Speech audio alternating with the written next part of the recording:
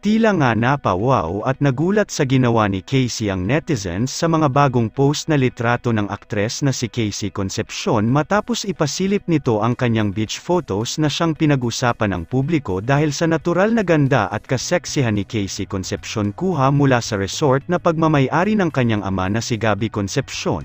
Matatandaan natin nitong nakaraan nag-post ang aktres kasama ang kanyang ama na si Gabby Concepcion na muling nakabalik ito.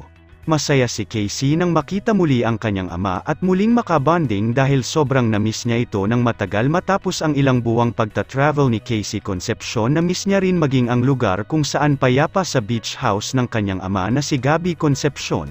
Nagbahagi na siya ng ilang mga photos at narito ang kanyang naging pahayag sa muli niyang pagbabalik.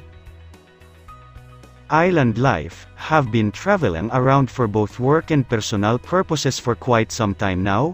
It's with so much gratitude that I can come home to our family beach here in the Philippines, home, where you have more contentment than tears, where you can be yourself with no judgment, where you can feel at peace with no effort, and where you and those around you smile from the heart, is everything.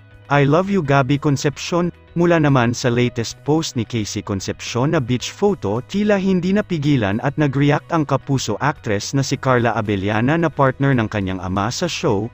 Maging ang comedian actress na si Pokwang ay napakomento sa nasabing photo ni Casey dahil sa natural nitong ganda. Narito naman ang pasilip sa kanilang family beach house sa Batangas.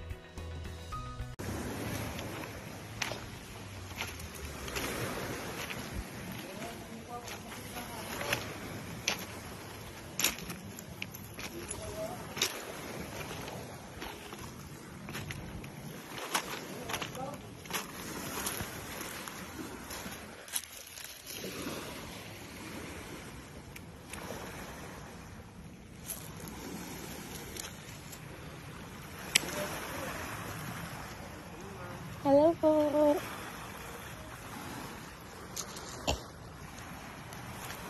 Bayad. Ay, oo nga! Uy, kakatuwa!